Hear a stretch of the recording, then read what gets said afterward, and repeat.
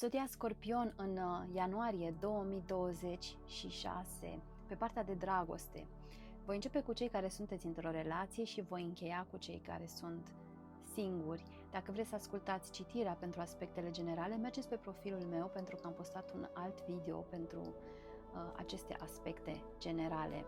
Pentru cei care sunteți într-o relație sau într-o conexiune cu cineva, voi experimentați în această lună un abandon. Ori cealaltă persoană vă abandonează, ori voi abandonați pe cealaltă persoană, ori experimentați teama de abandon, da? Ori nu se întâmplă niciuna, rămâneți acolo în relație, dar vă provoacă foarte mult ceva, vă provoacă în interiorul vostru și vă este frică de acest abandon, da?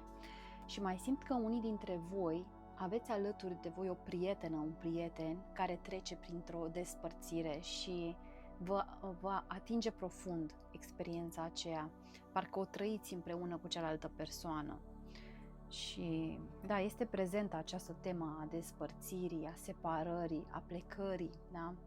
Și totuși văd că acest abandon, indiferent sub ce formă vine în viața voastră, chiar dacă vine doar ca o trăire interioară, ca niște temeri prezente sau gânduri, au un scop vindecător. Voi vă întregiți pe voi prin această experiență interioară, da? Voi vă recuperați sufletul.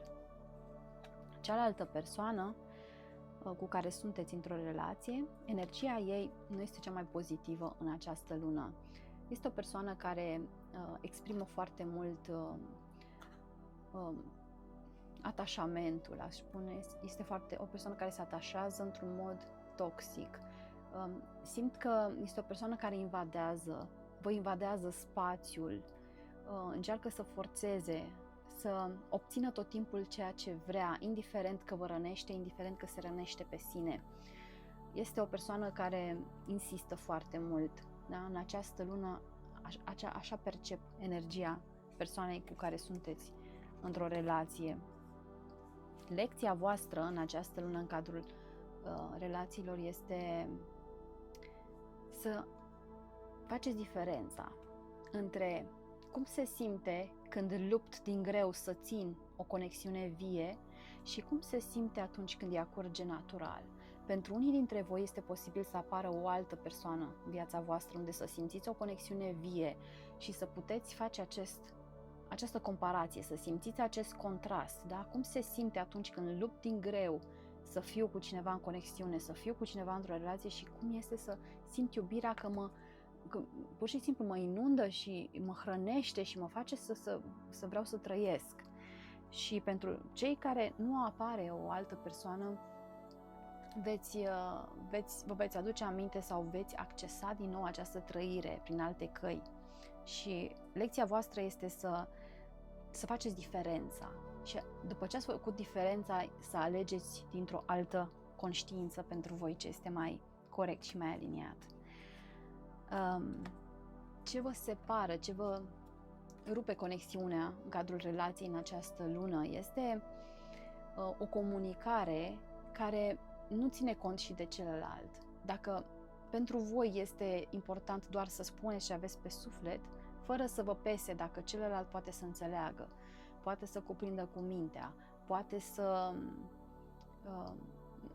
să ducă, adică poate că se simte rănită de adevărul vostru, atunci conexiunea voastră se rupe și invers, da? Dacă cealaltă persoană nu vă exprimă cu multă sinceritate, deschidere și pe înțelesul vostru anumite lucruri, apare între voi conflictul și separarea.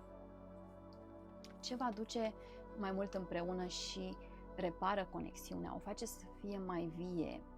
Aici este odată hotărârea, da? Să alegeți conștient. Noi vrem să fim împreună, noi vrem să putem exista împreună, vrem să menținem această conexiune vie. La voi nu funcționează altfel. Trebuie să vreți și să investiți în direcția asta. Să faceți, cumva să puneți pe locul întâi iubirea. Pentru că dacă începeți să luptați pentru lucruri care nu includ și iubirea, da? Pentru, să spunem că adevărul uneori presupune și să fiu doar eu pentru mine și să mă iubesc eu pe mine, dar nu neapărat că vreau să iubesc conexiunea, vreau să iubesc pe celălalt. Și aici, la voi, în conexiunea voastră, simt că este important să vreți, da? Să vreți să puneți iubirea, să puneți relația pe locul întâi. Altfel la voi se rupe ceva. Dar simt că la mulți dintre voi această conexiune, iubire se bazează mai mult pe o apropiere care nu vine tocmai natural. Este un pic forțat, da? Ceva nu curge natural în cadrul relațiilor și iubirii. În această lună este un pic așa mai superficial, să zic.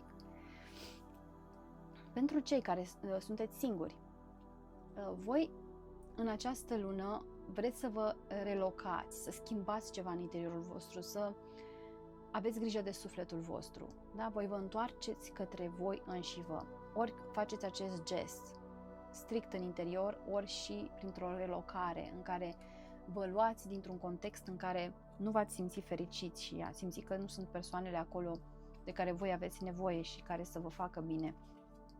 Ce vă ține departe de iubire și de conexiune este faptul că voi nu comunicați cu oamenii, da? V-ați închis în interiorul vostru sau nu alegeți în interiorul vostru să vă deschideți pentru iubire, mai degrabă ori lăsați viața să vă surprindă, da? Simțiți că nu este deloc în puterea voastră și pe de altă parte, da, cumva nu comunicați, nu vă deschideți suficient pentru interacțiunea cu oamenii, cu femeile sau cu bărbații, da? cu potențial parteneri, să zic așa. Așteptați doar să fiți surprinși și nu depuneți niciun efort.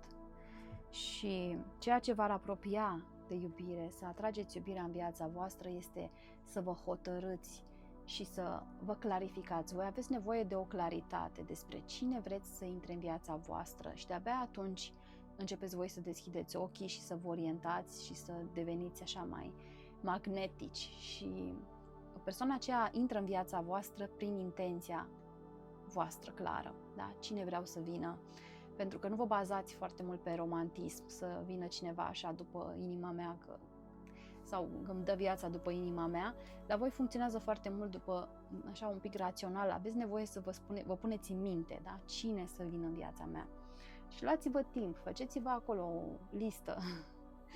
Vă va ajuta să vă dați seama unde vă aflați, ce aveți nevoie și poate, dacă vă gândiți la o relocare, poate vă veți simți mai inspirați unde să vă relocați.